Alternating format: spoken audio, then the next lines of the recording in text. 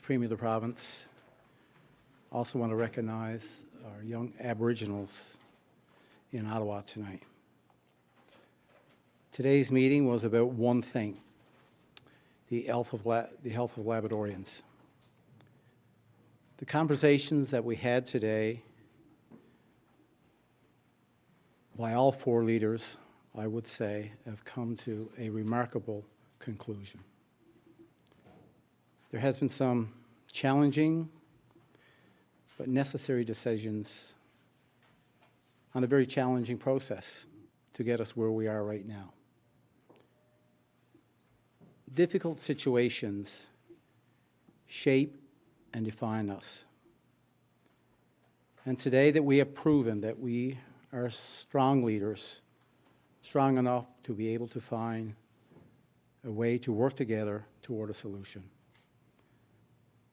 The province of Newfoundland and Labrador, in partnership with the three groups, have found common ground on a lot of concerns, a lot of different issues today. Concerns of our Aboriginal leaders and their communities. We have provided you with a statement of what we have agreed to. Things like releasing water in the spring of 2017. And this is about phase one impoundment. The water, up until today, would have not necessarily been released. We've made a commitment and have ordered NALCOR to release the water from phase one impoundment. We have released and provided the Aboriginal leaders with all engineering reports that was needed for phase one impoundment. Also today, we've agreed to put in place an independent expert advisory committee. This will be guided by, made up of provincial, federal, municipal, and Indigenous groups. Going forward, decisions will be made using science-based research. This will dictate all decisions going forward. Today hasn't been easy, but we want to thank everyone for waiting for our outcomes, especially the media today. At one point or another, we have all had concerns about this project. As opposition leader, I opposed and led the longest filibuster in the history of this province on this very project. But our government is committed to working in partnership with the leaders here today, and we are confident that we can achieve the goals that have been outlined. So thank you. I'll now ask Grand Chief Qupee to make a few opening comments.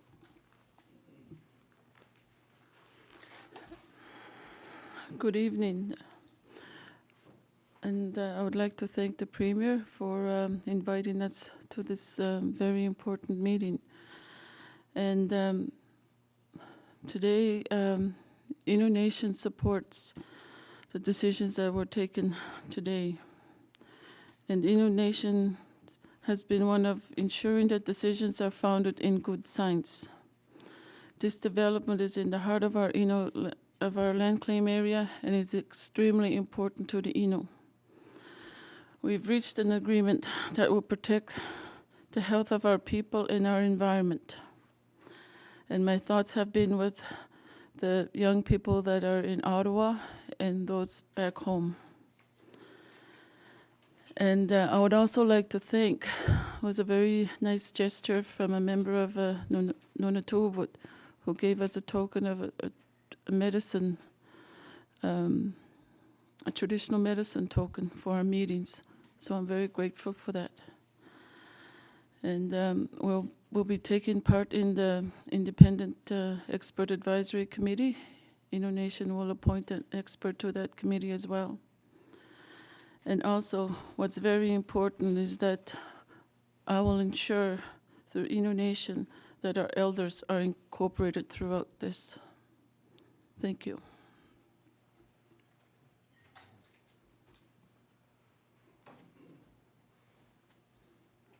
Nakamik, Angayuka Sakbal,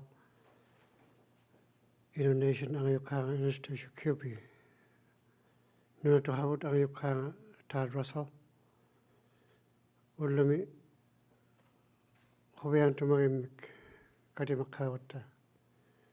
Hoyali Maikonga, Demak. Muskrat Falls, Pichutigilo, Agayora Mixio Peon Hauta. Ulumi Unak Ikamayaka, Putanyarungimata, Innu Street, Nigitari Lutik, Namasinguti Hayut, Tamatsuminga, Pichutayamik, Billy Goche, Delilah Saunders, Amal Jeremy Schoolmeister, Amal Tauk Asingit, Namasingitut, Davani, Amal Tauk Regrettimut, Tamatsumunga, Hanitumata, Innu Singit, Pungitumut, Piaunagayakoningit, Ila Labrador Ilunatic, Innu Hatika, a common logit. Nakamik Shu Piaunagata Ulumi.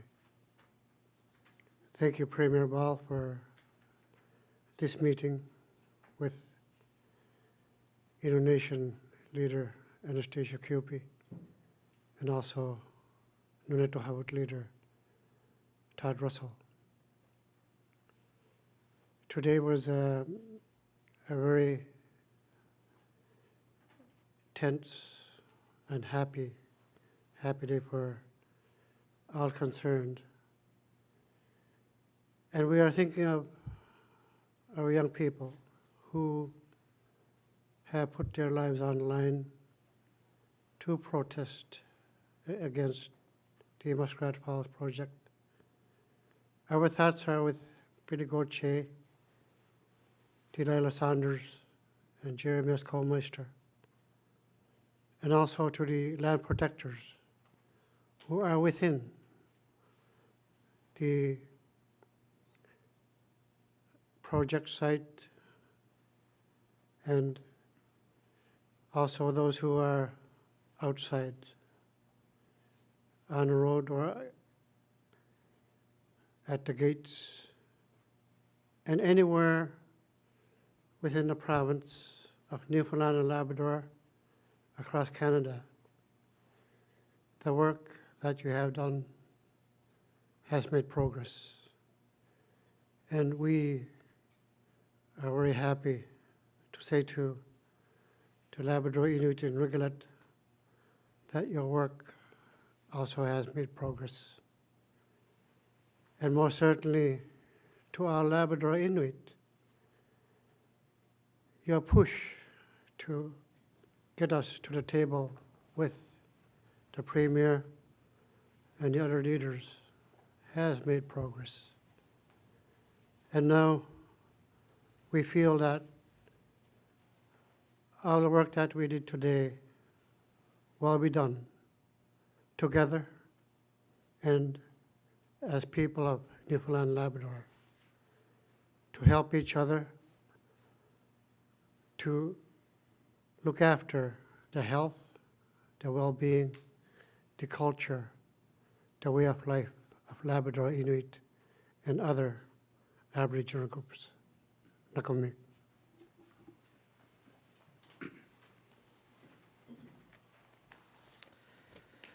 Well, good morning. My name is Todd Russell, and I'm the president of the NunatuKavut Community Council. It's an honor for me to stand with my colleagues from Labrador, Johannes Lampe, the president of Nunatsiavut, Anastasia Qupee, Grand Chief of the Innu Nation, and the leader of the province, Premier Dwight Ball. When we went into this meeting today, we put at the center of the table the focus of our discussion, the health of our people, the protection of our way of life, and the preservation of our culture. And we took the view that we had to make change and we had to make progress to ensure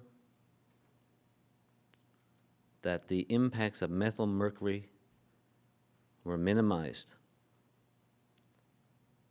and that our food could be secured, our culture maintained. This was at the heart of our discussions today. I am confident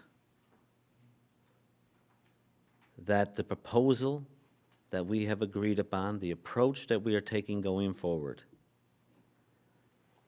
will ensure these things. And I'm thinking about our people back home, those inside the gate, those outside the gate. I think about our young people who walked in the driving rain, sleet, and snow to participate in a movement for change because it was about their health and well-being. I'm thinking about our elders who brought us to where we are today,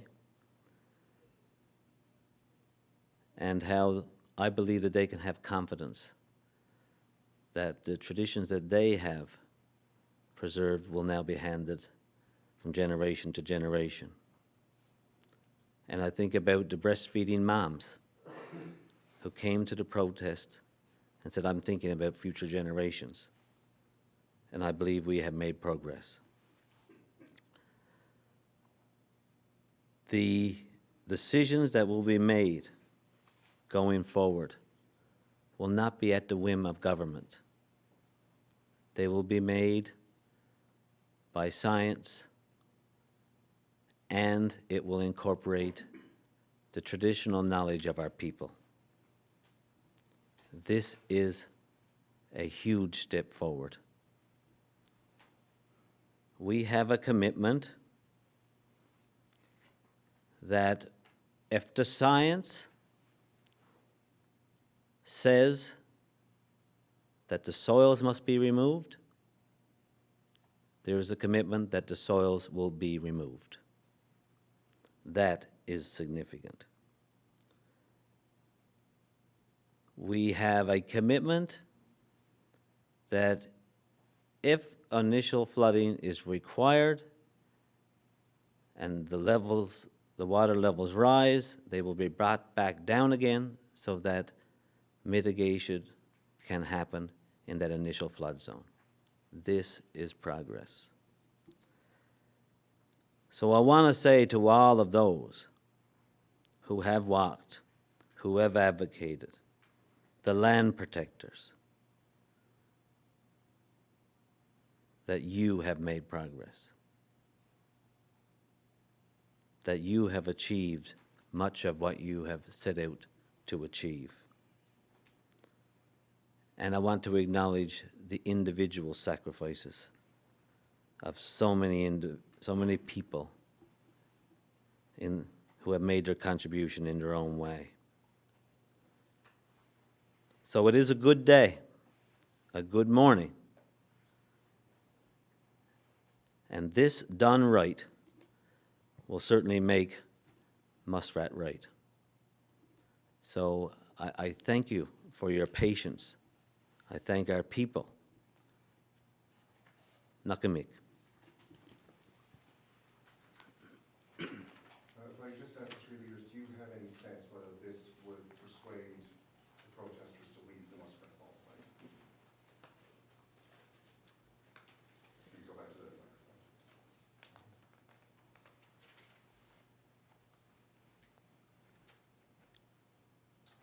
microphone? I asked the leader of the Nunatsiavut and the Labrador Inuit.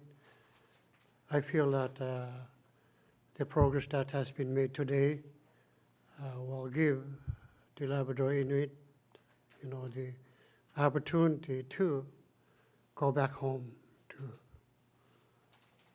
your family, your friends, your children, your grandchildren. And I am confident that the details that we spoke to today will ensure that the work to have the soil clearing, the flooding. We have, agreed that an independent experts advisory committee will work out the details of what needs to be done. So if you are still at the site, within or without, or if you are still doing the hunger strike, go home. Nakamik.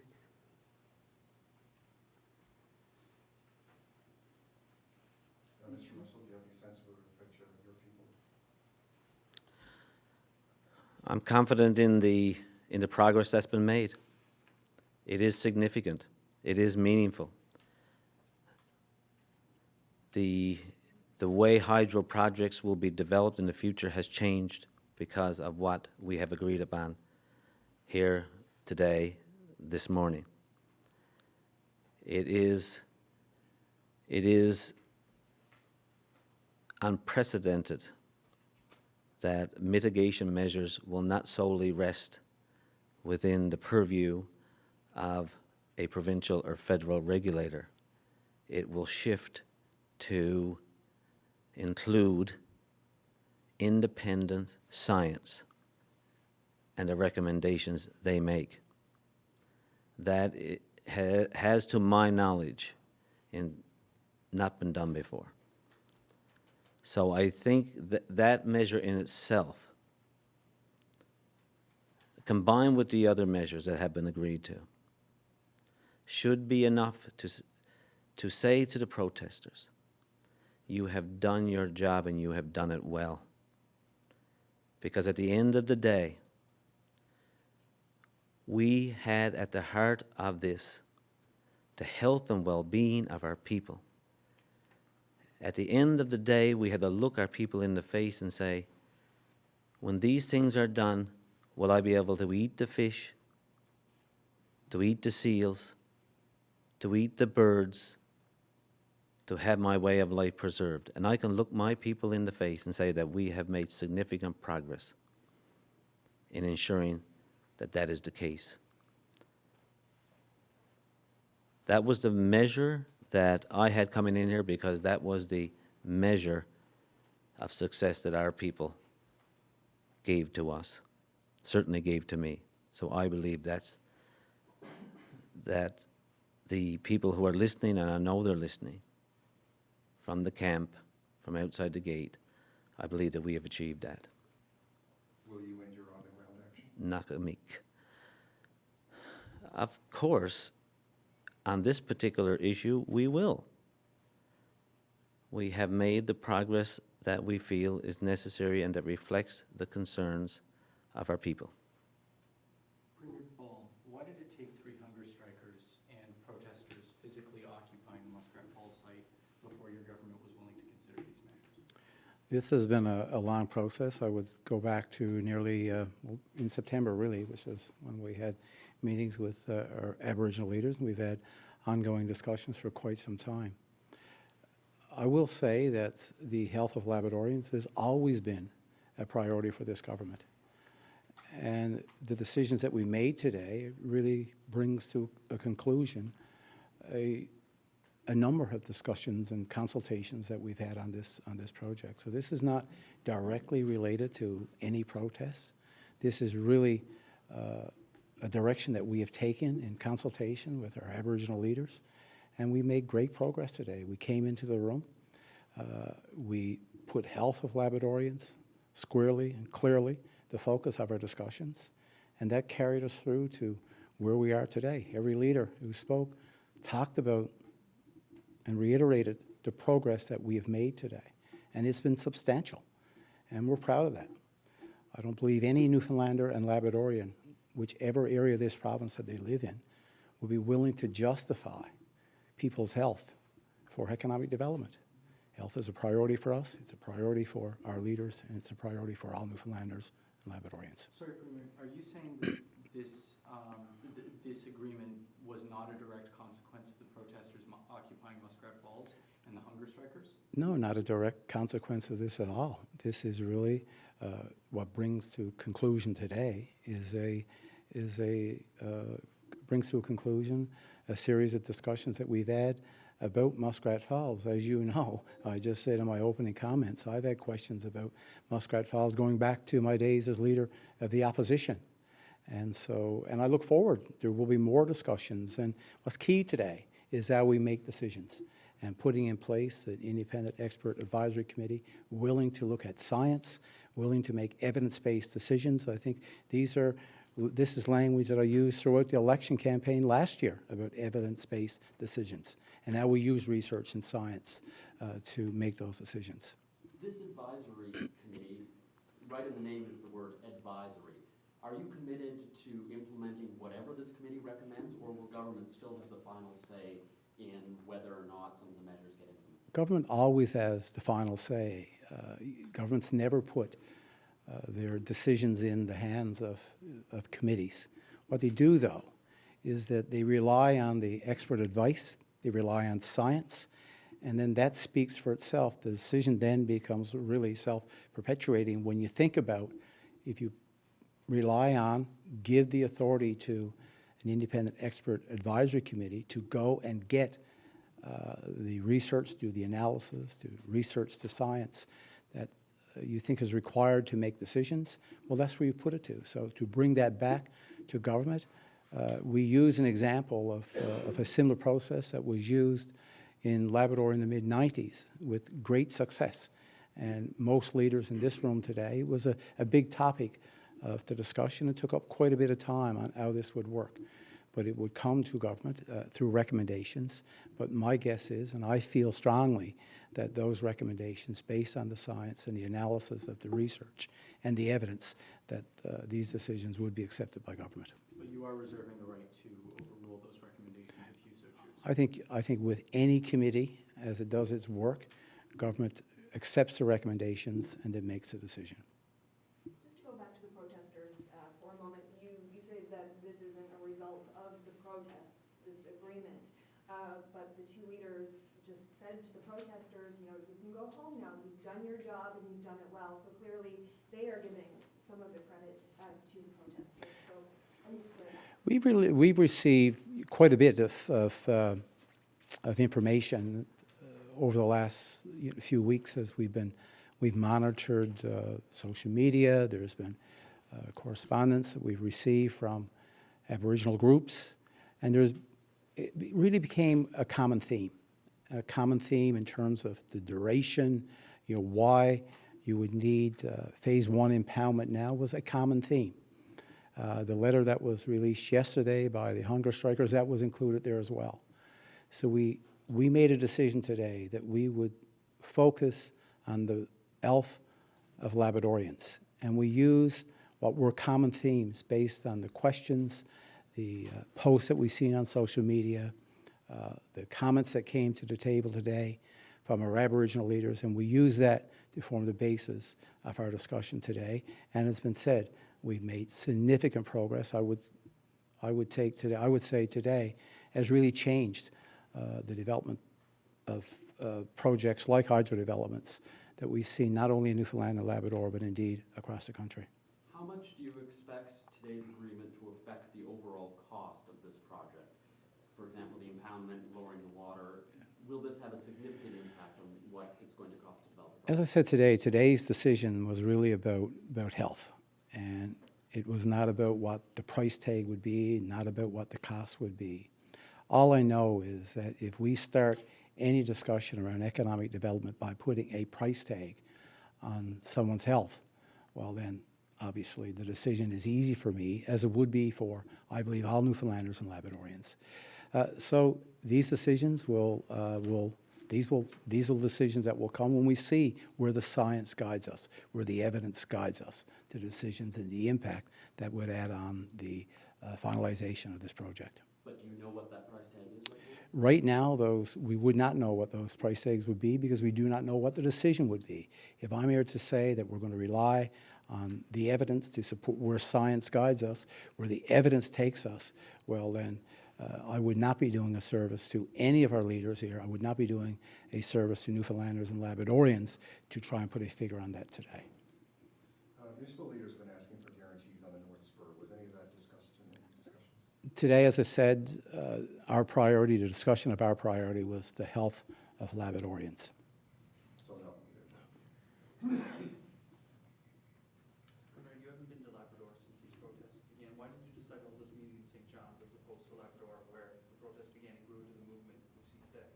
Well, you know, we had these meetings today as I reached out last week to invited our leaders to the meetings, and they agreed to come to St. John's.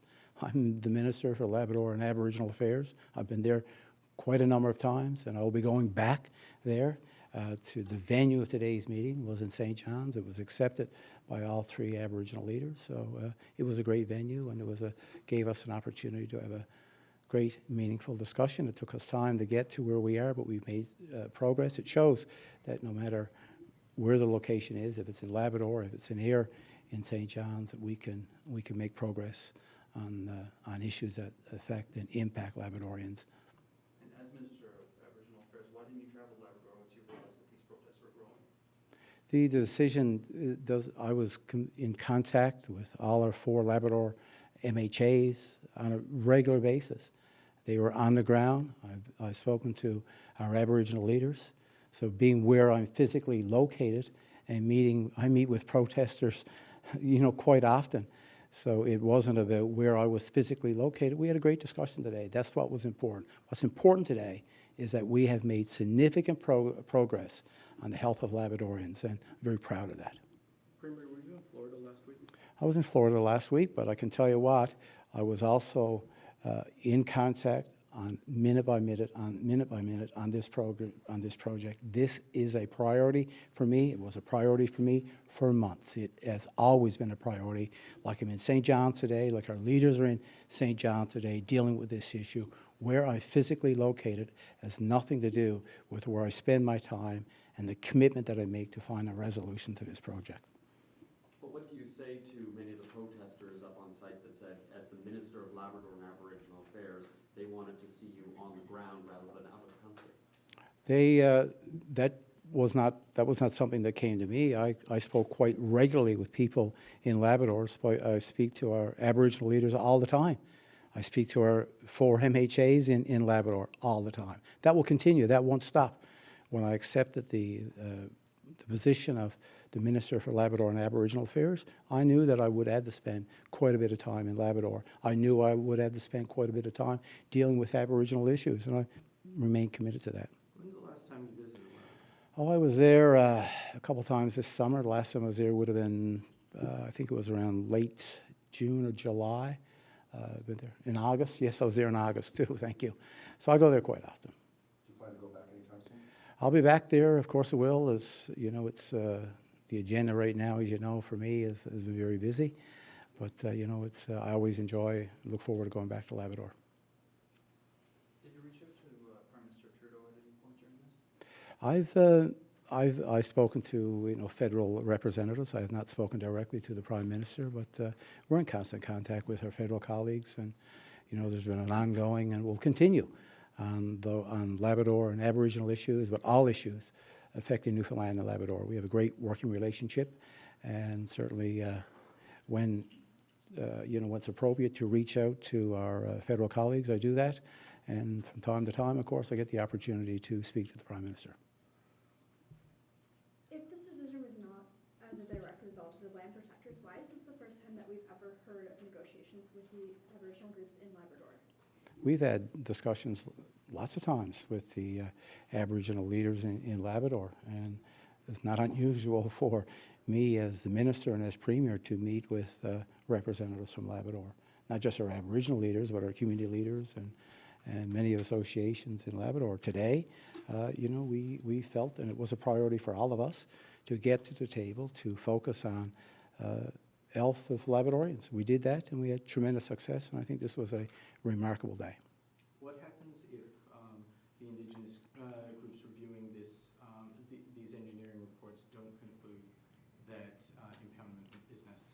We put forward today about 8 different engineering reports that's been done by NALCOR over the last number of years. You know, we're confident in the work that's been done with those engineering reports. But if these reports are flawed, we make a decision based on the science where the evidence leads us. Are you aware of any talks taking place in the Quebec National Assembly regarding Muskrat Falls? Not aware of any of those. My focus, as I said, and priority has been working with our Aboriginal leaders. Are you aware of any talks within NALCOR or within the provincial government regarding Quebec's involvement in Muskrat Falls or Gull Island? Right now, like I said, I have not been involved in any talks, or I'm not aware of any discussions that would be related to Gull Island or future, projects in Labrador. As I said quite often, when you look at Muskrat Falls, there's really no lineup of people wanting to get involved in this project right now. Our job right now, our focus right now, is to work with our Aboriginal leaders, to work with Labradorians to get this project back on track. It's one of the things that we've taken from the prior administration, and much of what we dealt with today could have been dealt with by better planning and better preparation many years ago. So just to be clear, you're not aware of any discussions at NALCOR or within the provincial government about Quebec involvement in Muskrat Falls or No. any? No. As a province that spends the highest percentage of budget on healthcare, and presuming the science has been right about the methylmercury content in the land, and the poisoning that would be as a result of that, how could the government ever justify the flooding without consultation of the Indigenous leaders? You're asking the wrong premier. As the sitting premier is. I did not sanction this project.